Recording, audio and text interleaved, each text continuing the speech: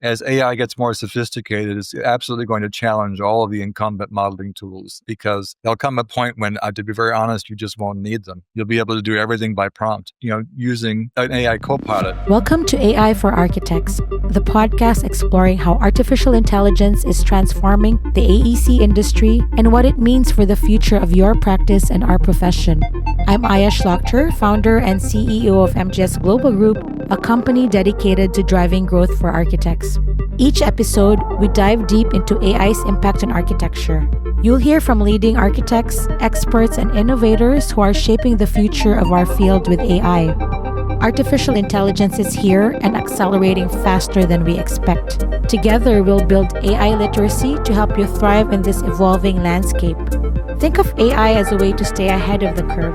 Whether you're an early adopter or a fast follower, architects need to get moving. So what does this mean for the future of our profession? Join us as we explore the exciting opportunities and critical challenges presented by AI. Ready to explore? Let's dive into the episode. So today we're joined by Michael Jansen, Chief Business Officer of TwinMaster, an AI platform using digital twin technology to help architects design smarter, collaborate better, and deliver projects faster. So I met Michael at the AEC Innovate conference in Austin. I stopped by the TwinMaster booth because I've been hearing so much buzz about TwinMaster and digital twins in particular, and our chat was too short. So I'm glad we got to continue our conversation on the AI for Architects podcast. But before we get started, just a quick intro about Michael. He's a serial entrepreneur with over 25 years of experience building and leading high-growth companies in the AEC industry, a Fulbright scholar and architecture graduate from Yale and Cambridge. He was leading the Asia practices of two major U.S. firms before he turned 30. Guys, he's so intimidating. Anyway, at 33, he founded Satelier. Is that correct? Satelier, yeah. Satelier, growing into more than 500 employees in just 4 years and disrupting the global architecture profession.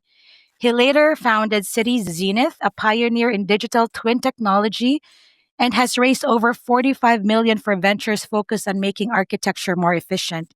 He also advised the World Economic Forum, been featured on CNN, CNBC, BBC, and publications like Architecture Record, Forbes, TechCrunch, and more, earning multiple awards for his global impact. Michael, it's an honor to have you on the AI for Architects podcast.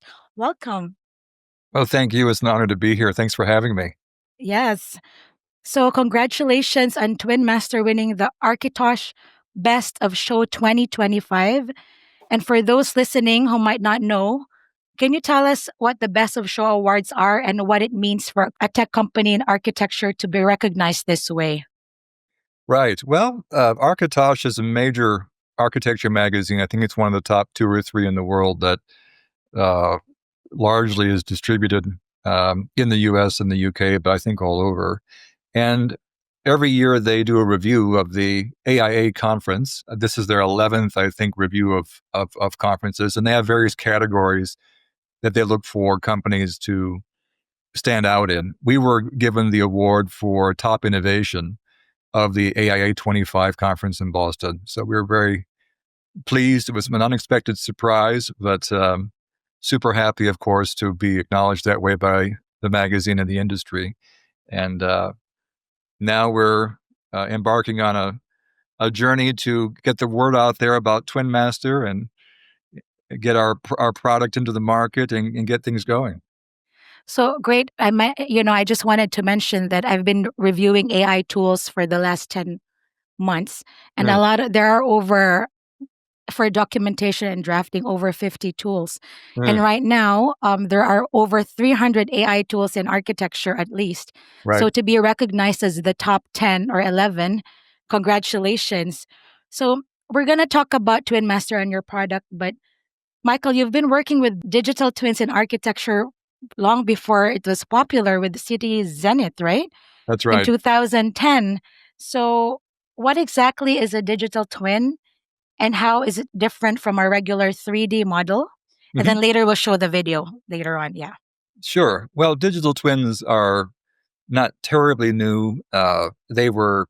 They're new in the AEC industry. NASA first began talking about digital twins in the 60s, and I think they were adopted by aerospace and manufacturing industries going back to the 70s and 80s. And there are a number of companies that um, actively promote and sell digital twin services, platforms, et cetera, to those industries. So a digital twin itself is a virtual model of real assets that are connected to the data in and around them. That's a high level description of a digital twin. Now, different from 3D design models or BIM models, which are really focused specifically on design and construction, or on design review, or on design analysis of some kind. Digital twins are capable of integrating multiple data sources across the life cycle of a building, from design through construction and all the way through operations. So they have a special place. And we think that the future of the industry, really, and particularly for architects, will be to not only hand over drawings at the end of a contract, but also to hand over a digital twin of the project to the owner, that the owner will then use during the construction process, and particularly during the operations of those assets over their life cycle. So what's changed about digital twins in the last few years is now they're incorporating AI in ways that they never have before, which is making them easier to use, faster, more user-friendly, et cetera, and more comprehensive in what they can do. And TwinMaster kind of comes in as one of those companies that's exploring how to make the most of AI and digital twin technology together. So, to our listeners, before we get into the details about TwinMaster, Michael sent us a quick video demo of how it works. Let's take a moment to check it out. Let me share my screen. TwinMaster is a digital twin software platform made for architects, featuring an AI-driven personal assistant named Archie. Archie is a unique AI that acts like an educated member of your design team and can execute a wide variety of time-consuming architectural tasks with simple instructions, so you don't have to. With Archie, tasks that previously took hours, days, or even weeks now take just minutes. Archie is a versatile and comprehensive AI.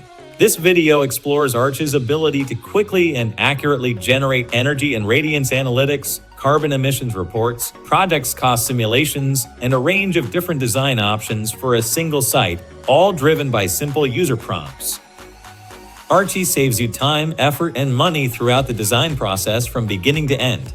Whether you are mocking up massing models for the first time at the concept stage or in the middle of CDs, Archie is there to help you complete your work better, smarter, and faster. Using Archie is easy. Just import your 3D models into the TwinMaster environment and ask your personal assistant Archie for what you need.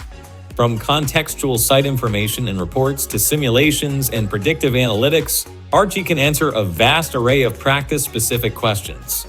Archie can even generate database design options in text and 3D. Powered by a unique AI brain allowing multi-objective, multi-domain, multi-party reasoning, and continuous architecture knowledge scaling, Archie gets smarter and smarter the more you engage him. That's right, Archie learns. Like a well-trained human architectural assistant, Archie is customized to focus specifically on architectural tasks and use advanced reasoning that continuously improves. And finally, like any great assistant, Archie goes with you wherever you go. Whether you're in a design meeting or traveling overseas to meet with a client, Archie is always there to serve you. So, I love what you're doing at TwinMaster. I wish I had this when I was practicing. I'm no longer practicing. I'm running a business now, but you're in TwinMaster, you're building what you call the Jarvis for architects with your AI copilot, Archie. Right. So, how is this use of AI different from the digital twin technology you've worked before? Like it's more like focused on architects, and the other ones were focused on the cities, right, as a whole? That's exactly right. I think there are a couple of differences. The previous company that I was working with was focused on developing and deploying digital twins at a city scale, which prior to the integration of AI was quite a manual process. We have to manually make models from multiple sources in order to have a proper city model. And then we integrated data sources, both public and private, as the the source of the information that would be then analyzed and presented to users.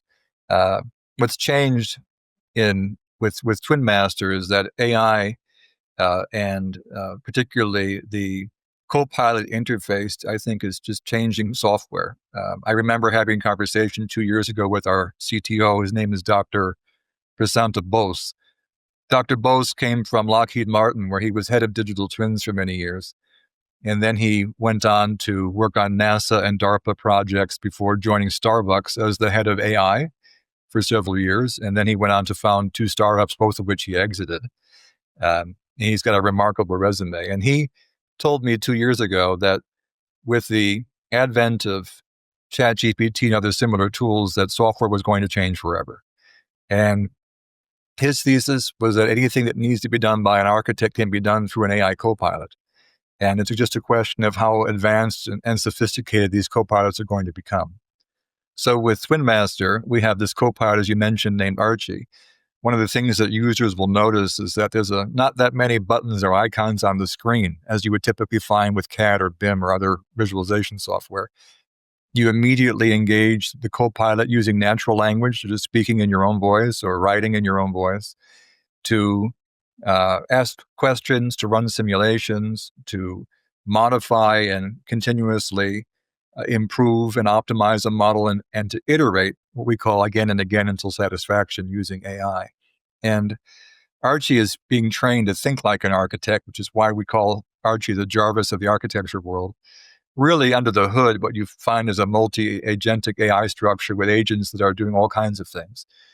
They're capable of designing and optimizing for cost, for daylight, for airflow, for energy, for carbon footprint, for zoning compliance, for clash. Amazing. And they do this all at the same time, which would take days, weeks, or months to do manually. And it can be done in seconds or minutes using this type of a system. So it's really transforming how I think architects are going to work in the future. So I have a lot of follow-up questions. So my question is, what is the biggest problem you're solving with TwinMaster, right? And what's been the most frustrating for architects about working with technology today? I think the lack of interoperability among all the tools out there is a big problem. Estimates are that architects worldwide lose about $2 to $3 billion a year from the lack of interoperability among the existing tool sets. And that's because we've had this landscape of tools that either do what we call single point tools that either do this or that, et cetera, and don't necessarily talk to each other. We solved that problem by leveraging AI to effectively replace all of those point tools in one solution.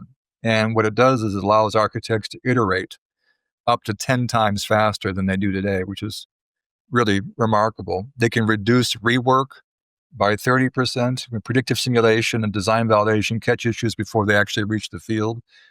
We can cut planning time by 40 to 50%. This what we call automated insight generation on things like I just mentioned, airflow, lighting, sustainability, and space utilization can be managed all at the same time. We can unlock cost savings, as I mentioned, across the entire life cycle.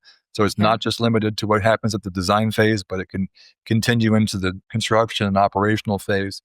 And then we have, as I mentioned, this seamless toolchain interoperability. We integrate with all the major BIM platforms. So whether you have a Revit model or a Bentley model or a Rhino model or a SketchUp model, any of those can be imported into the TwinMaster environment and then enhanced. And finally, data-driven decision-making. Because it's web-based, you can have yourself, your team members, your sub-consultants, your client, construction manager, all in the same conversation, but effectively using AI to make decisions in real time. So it's a huge time saver. It enhances the quality of your design work, and it makes it all happen a lot faster so you can focus on other things in the process rather than the manual integration of tools that don't necessarily make that easy to do.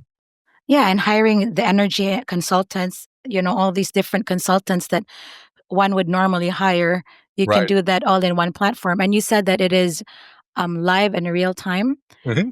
Have you ever tried just simulating a building for an entire year to see especially in areas like Chicago, Hmm. where the winters get really cold and summers get really hot, and there's snowstorms and all that.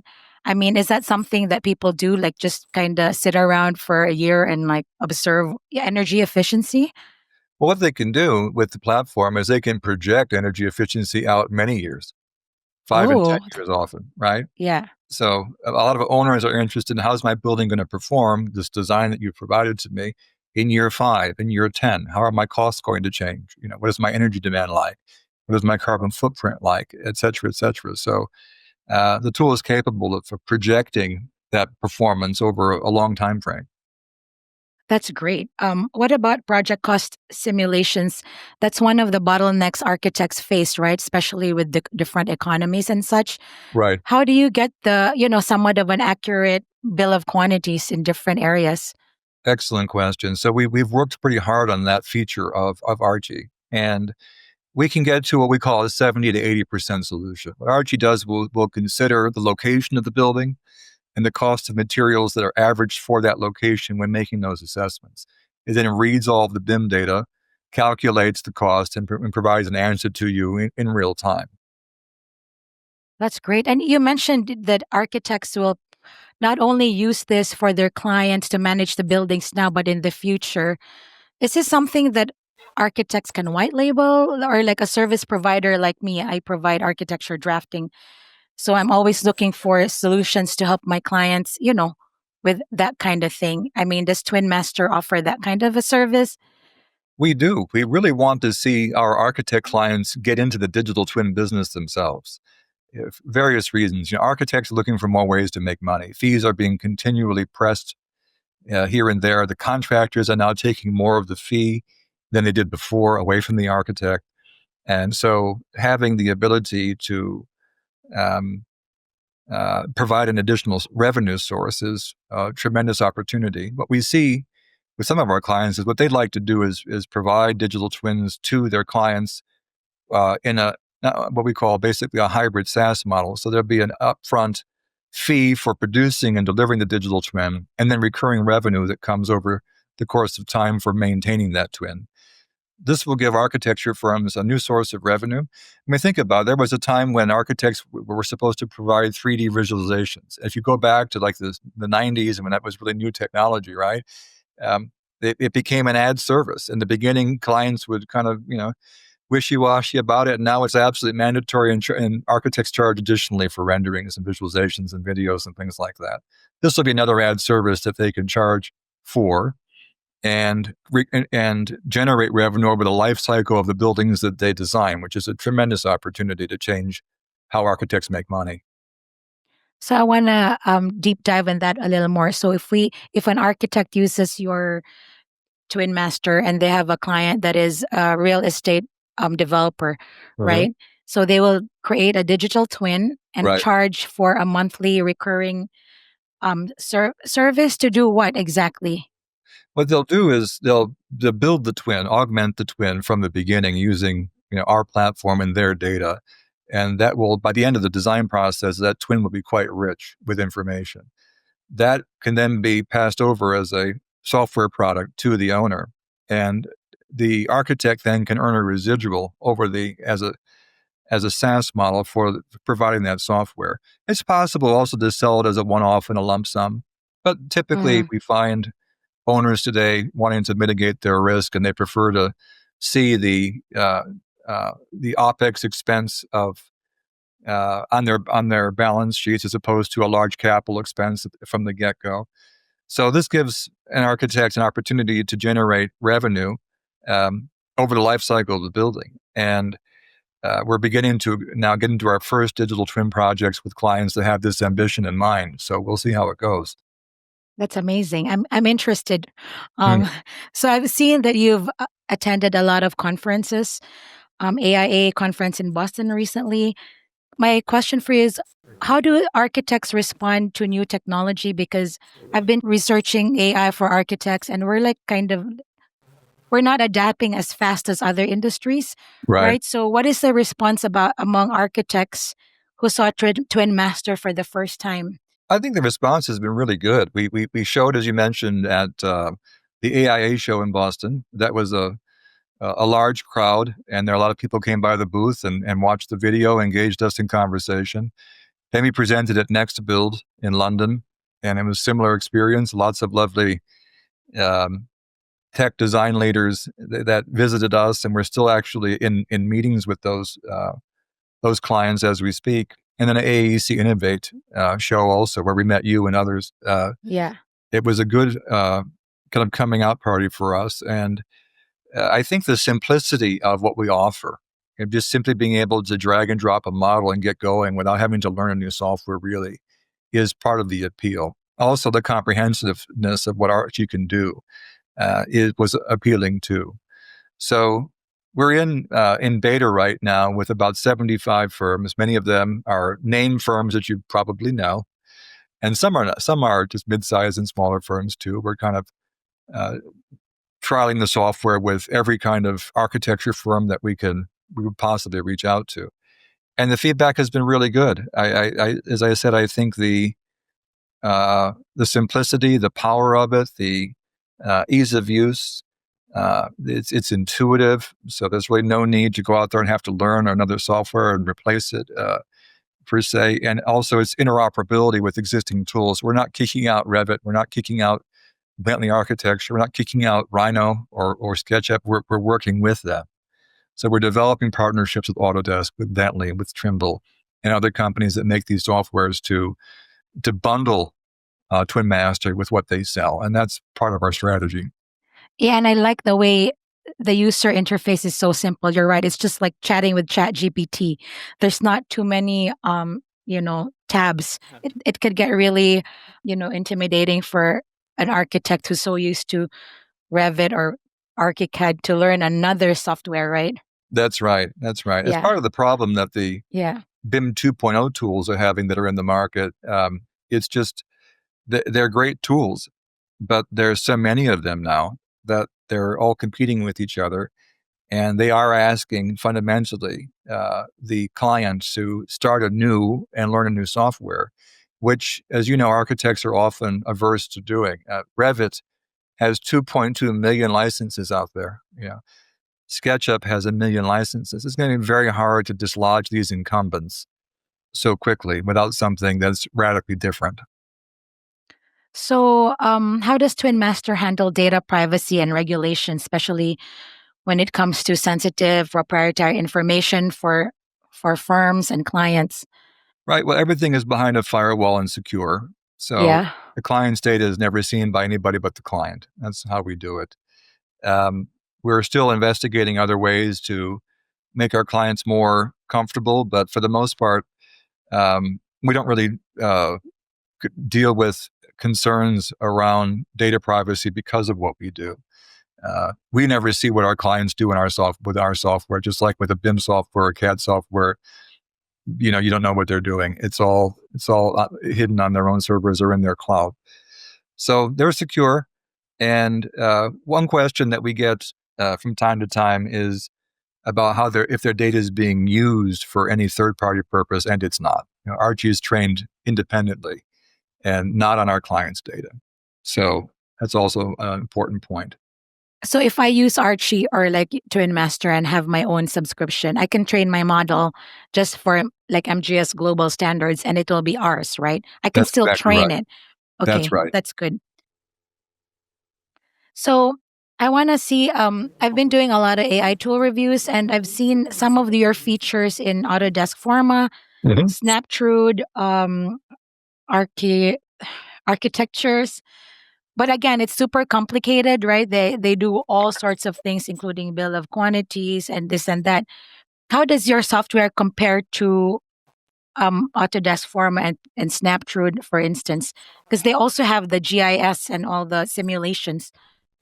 They do. Those are really more early stage modeling tools, Oh, which is different from what we do. When you're building oh, a digital okay. twin, you can use the digital twin at the early stage, but typically Oh, that we have clients using the Twin Master across the entire life cycle of the design process, from concept through construction documents. Um, the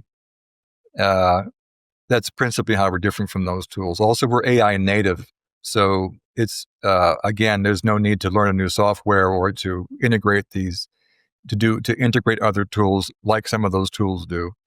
Um, for Forma and for other tools that you've mentioned, AI is really an afterthought. It's a bolt on, and Oh, they so what is AI native exactly? Can you explain that? Sorry. AI Yeah. native means it starts with AI. Oh, okay. It's fundamentally an AI platform, and it's all designed Oh, around AI. And then what we've done uniquely at TwinMaster is integrate core AI technology with what we call knowledge graph technology, which is fundamental to how digital twins work. Um, Forma, I don't want to name too many of these. I don't want Autodesk to get after me. And some of the other BIM 2.0 tools are really focused on modeling. yeah. Um, and we're really focused more on analysis and optimization. Oh, yeah. Because Zaptrude is really powerful in terms of pre-design all the way to design development. They have a feature that does it's more of a holistic tool from start to finish, but you're more specialized in terms of really creating a digital twin per se.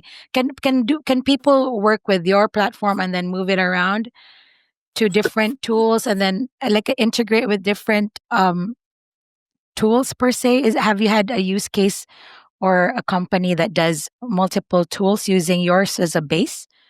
Yes, you can export back out to the native platform that you started in.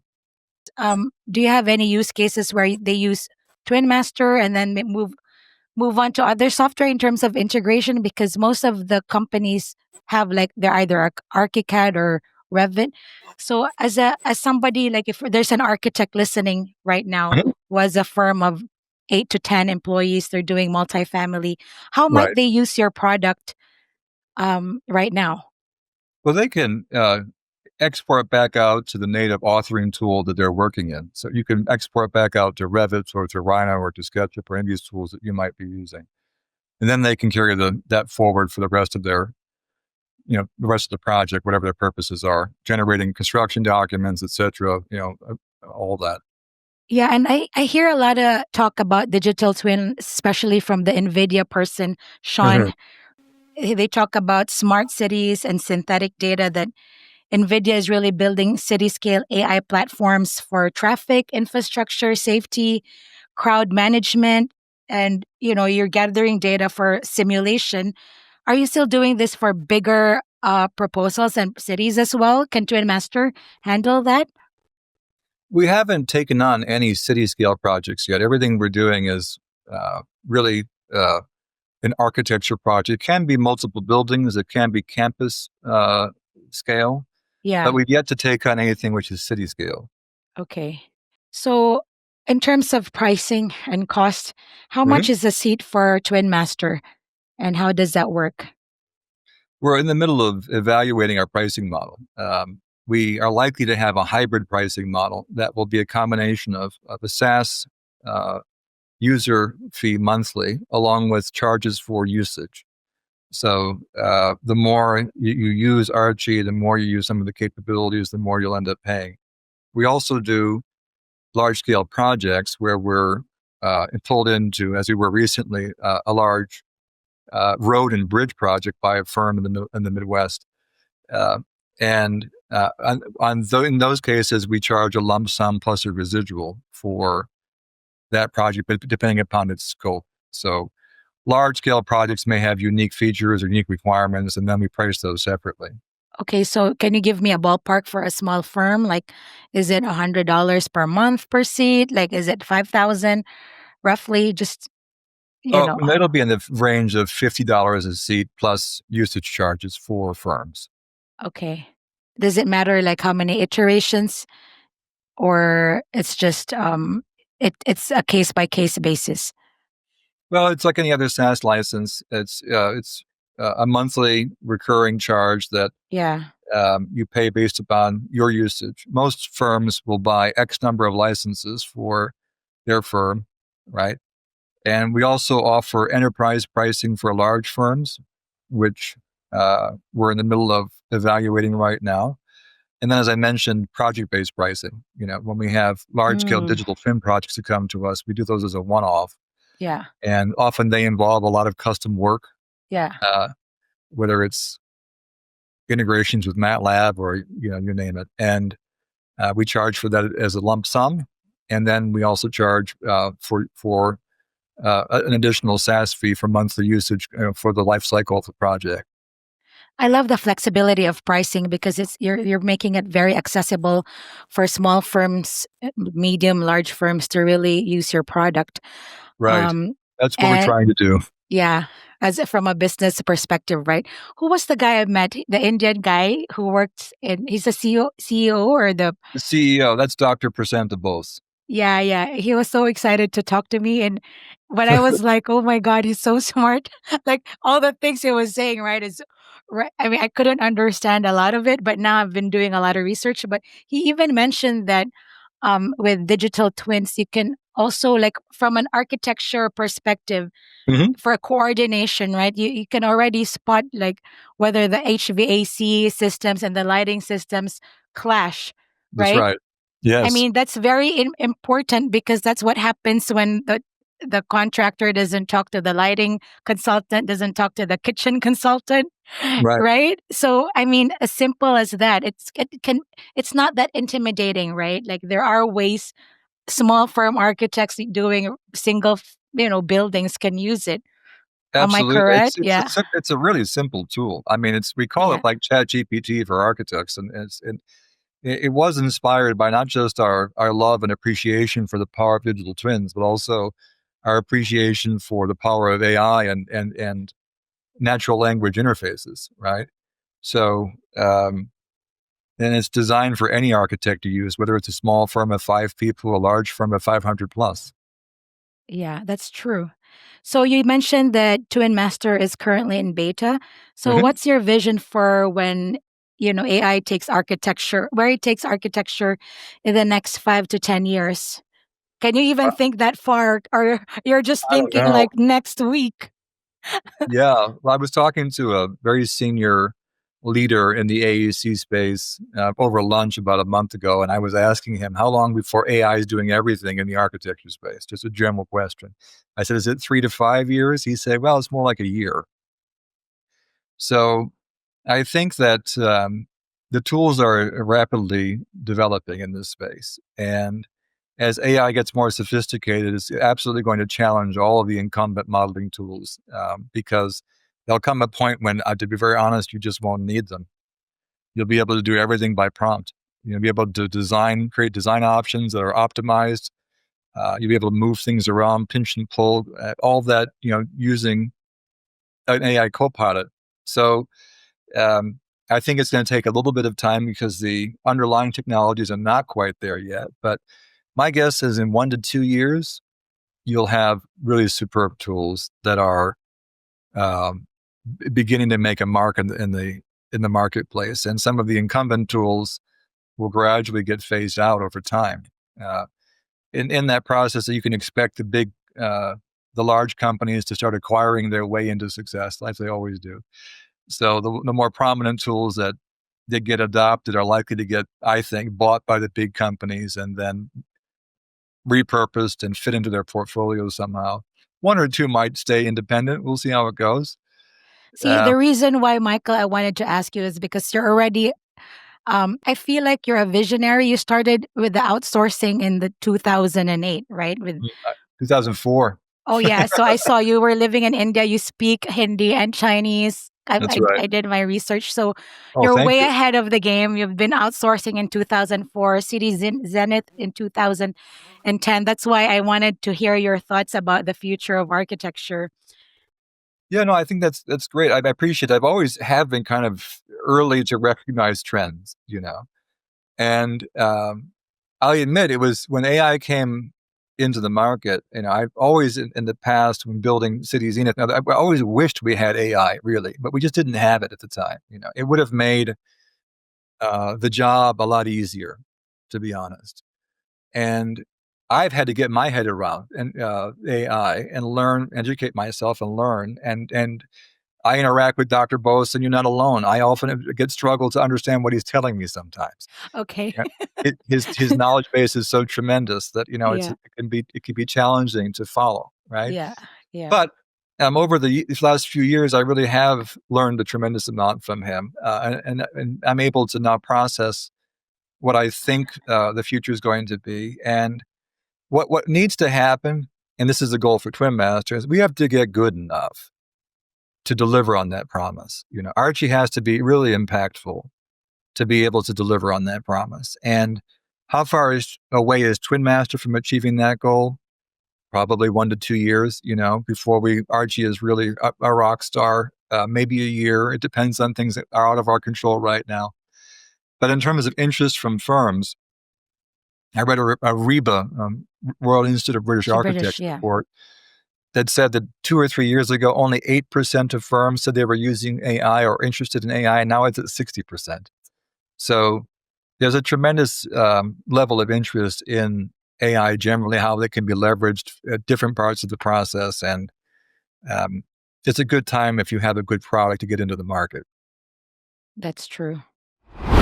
If you're running a growing architecture firm, you're probably not short on projects, you're short on people. Talent shortage is real. Finding and retaining skilled professionals takes time. Meanwhile, deadlines keep getting closer. And when you're balancing growth with quality, it gets harder to maintain your project standards as the work piles up. We are here to bridge the gap. We provide qualified architecture staff on demand so you can scale your delivery without compromising quality. That's what MGS Global Group does. Whether you're overwhelmed with construction documentation, need BIM support, or your internal systems just aren't built for this level of growth, our team plugs in seamlessly. Think of us as an extension of your in-house team without the long hiring process. And because we work across time zones, your projects keep moving even after your office closes for the day. If your timelines are starting to feel stretched and your team's at capacity, visit mgsglobalgroup.com. We can get started in 24 hours. We're here to help you scale smarter and deliver faster with quality, consistency, and peace of mind.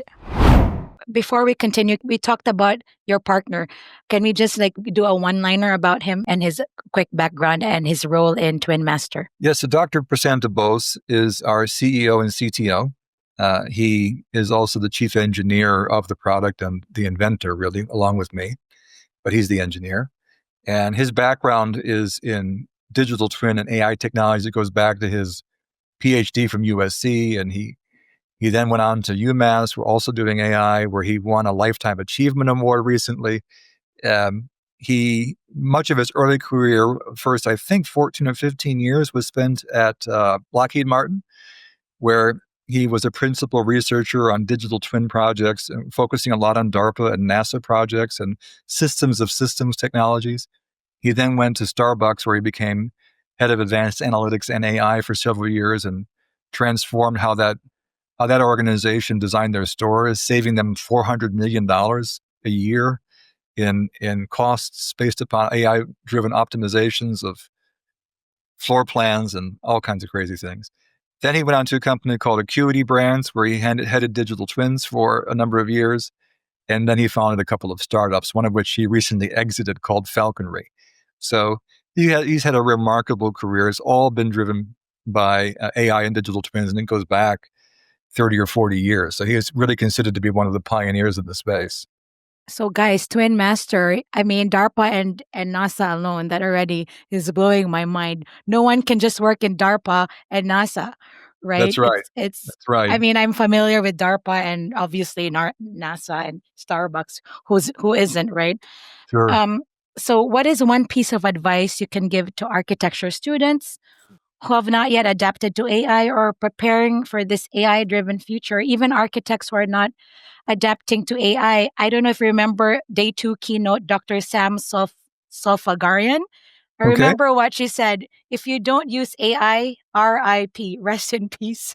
So what are your thoughts on that? Right. No, that's an excellent question. I think, AI is becoming such an important tool. It's becoming a necessity, really. And if I were a young student, I would be wanting to expose myself as much as I can to AI tools. Start using ChatGPT and Cloud and Grok and other tools like that, just to get familiar and see how you can integrate them into your workflow. And then, companies like ours are focusing on, that type of approach to, a particular domain, in our case, architecture, right? As you mentioned, there are hundreds of tools doing interesting things right now, and we're one of them.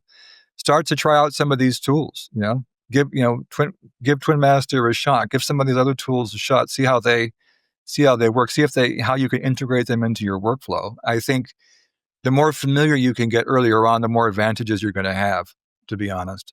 So that would be the advice I would give to any young architect today who's now entering the industry. You're going to have to be familiar with AI tools, how to incorporate them, how to make the most of them, et cetera, in your daily work. And that's really just around the corner. So that's what I would say.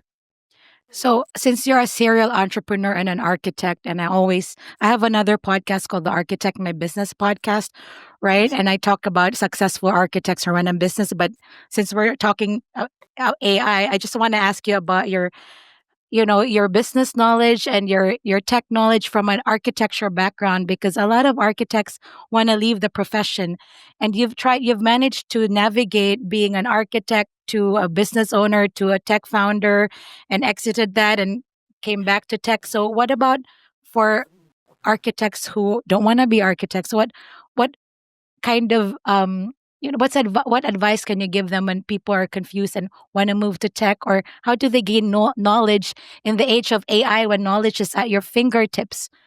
What kind of skills do they need to succeed in the world of entrepreneurship right now? Well, that's a great question. Well, I am not a native entrepreneur, I'll tell you that. When I started in the space, I just wanted to be a design architect throughout my 20s. The only thing I was interested in was working on large scale projects. I thought I was going to be a project architect the rest of my life, work my way up to through a firm, and eventually let that be my existence. A couple of things happened to me.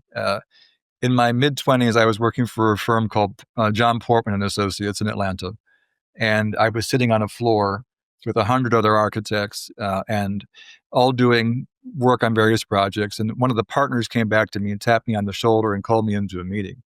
And he said that we need somebody who needs to learn how to get business for the firm. And we think that you might be that guy. So for the next 2 years, you're going to shadow our partners as they travel around the world and sit in on meetings with major clients everywhere to learn the business of architecture, because you don't know it right now. What you know is designing, what you know is putting drawings together, what you know is that end of the business. But the business end is something entirely different. So I didn't know the first thing about business at the time. I remember reading books. I had this one book called The 10-Day MBA. Chapter 1, accounting, chapter 2. So I spent about 5 years with that firm, and they eventually, released me onto the front end to start grabbing work. And once I was in the job, I was able to pull work in from around Asia, just from their training. Then I joined a major hotel design firm called Hirschbedner. Oh yeah, I know. I think we've done work for them as an outsourcing firm. There you go. I mean, Yeah, Hirschbedner yeah. was on the rise at the time, and I ended up building Hong Kong, right? Are they Hong Kong? They're based in LA, but they have offices in Hong Kong, Yeah. I Singapore, worked at the London. Hong Kong. Yep.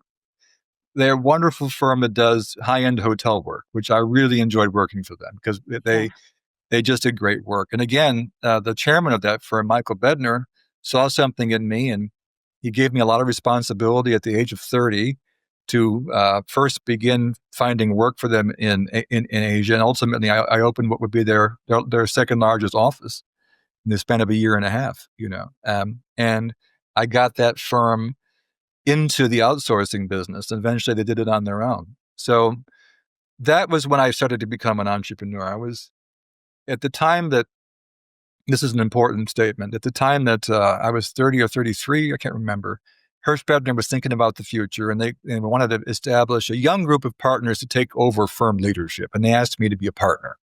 Wow. At the age of Amazing. 32, I think, or something like that.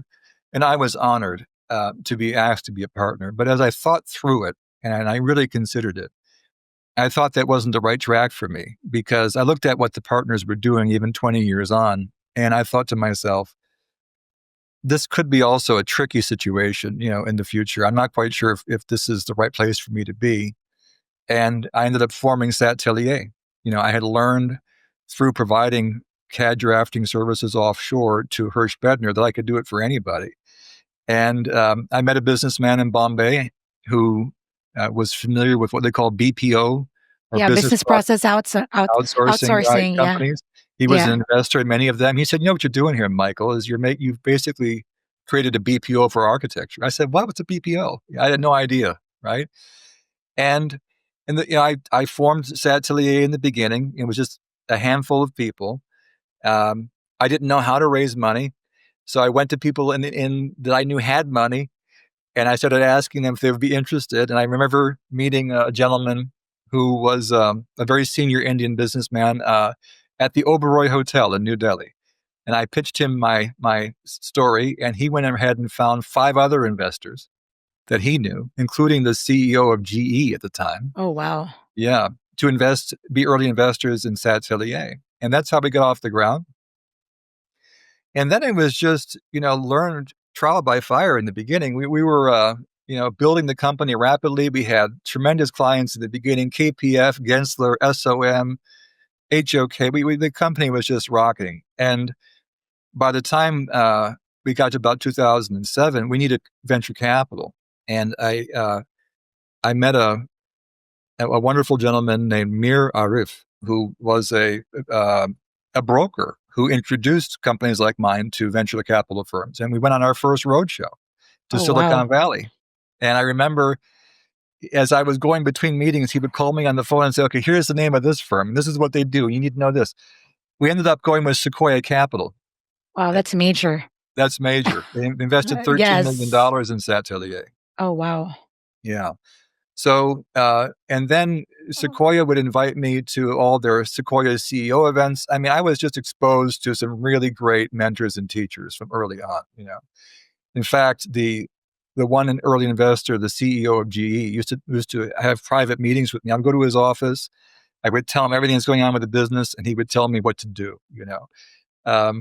So I had tremendous mentors in the early days, and I'll always be grateful for their mentorship because it helped me turn me into the entrepreneur that I eventually became. Right. Yeah. And what can I say to people who are interested in doing this? There are, you can probably do what I did much faster today. You can, if architecture is not your thing, there are so many adjacent industries you can be in, from tech to visualization to graphic design to film. There are all kinds of things that you can look out for that are related to architecture. Try things out, and if you've never raised money before, there are resources to teach you how to do that. But today there are companies that give you access to angel investors. I had to do that manually by going through a Rolodex, right? But now there's very organized structures for finding money, which didn't exist in those Michael, days. you're dating yourself. No, a lot of people don't know what a Rolodex is. I know. Well, I'm going to date Right? myself. I'm 55. I don't mind telling people. V- I started in a Very place young, where there was no 55. CAD. Yeah. I'm turning 50 this year. Well, congratulations. Join Oh the my club. God. You don't look like it, by the way, at all. Thank you. Thank you. Anyway, so to recap, right, for entrepreneurs, like what you just said about your entrepreneurship journey, you were at the right place at the right time. Mm, Trial by fire, ask for money. There's mm, no harm. They can say no. sure. And the importance of having mentors, right? Yes. And I have a question from my personal, because I own a BPO. Hmm. How and I'm a Filipina, and we're a lot of BPOs in the Philippines, like There Amazon's there are. and all that. So for somebody like you, how do you suggest BPO stays competitive? BPOs, not just architecture BPOs. How do BPO industry in general stay competitive in the age of AI? Good question. There are many BPOs that are now looking at trying to provide AI-related services. It's I think that the BPO industry is going to continue for a while simply because of the labor arbitrage advantages that it offers. I think what's going to happen is that you'll see more BPO employees leveraging AI tools to do their work as opposed to being replaced, as it were. Yeah. So I think that the BPO industry is still somewhat safe and will continue for a while. You have to deal with changing salary patterns and all kinds of things. The Philippines is very competitive, like India. So these two countries are going to remain, top of the heap in the BPO world, as far as I know. This is great because I lived in the Philippines until I was 19, Mm, and I didn't think I was going to establish my company. I went to architecture school to become an architect, but the BPO industry, my business is an accidental business, Michael. mm, Right? I didn't want to be an outsourcing girl, but it happened by accident, and we became very successful. great. So, as a Filipina and knowing that the economy of the Philippines, we've actually increased our middle class because of the BPO industry. So it's Wow. really helped our economy. And I'm sure you know from being in India how the global market is more not being a BPO is really good because there's more other people like third world countries can be competitive, right? Like increase their lifestyle and quality of life because of the BPO industry. So I'm glad you said that we can still be competitive, just be more AI literate and integrate more AI services in our companies. Right. So I before we agree. wrap up, what's next for you and TwinMaster? And how do we get started? If somebody is listening and just wants to get started, do we call you? Go to the website? What's the best way to reach TwinMaster? Well, either way, they can go to the website and write to us at info@thetwinmaster.com, or they can write to me at michael@thetwinmaster.com to get started. I certainly respond to everybody and try to do my best to meet their needs. For me, I think we're in the middle of a new fundraise that will last for the next couple of months. So we're raising another $2 to $3 million on top of the $2 million we've already raised. That will close our seed round at about $5 million. And then we're deploying that capital to scale the business, to add to the engineering team, to add to the marketing and sales team, et cetera, so we can reach out more and do more for our customers. And that's the plan for the rest of the year. Hopefully, we'll be able to launch the product commercially early next year and make it available to a large audience, probably mostly in the US and the UK to begin, but then we'll be spreading out from there. So we have a plan. Now we're just in the middle of executing it.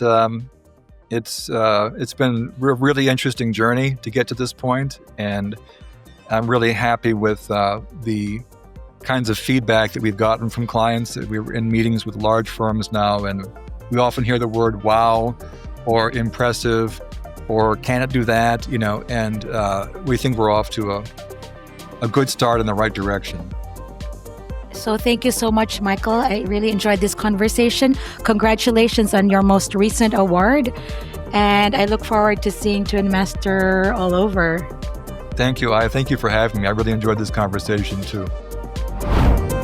Thanks for joining us in another episode of AI for Architects. I hope today's episode sparked your curiosity about AI's impact and opportunities in architecture. Subscribe to our podcast so you don't miss our upcoming episodes, and sign up for our newsletter for exclusive content and AI tool reviews at aiforarchitects.ai/subscribe. This podcast is brought to you by MJS Global Group, driving growth for architects everywhere.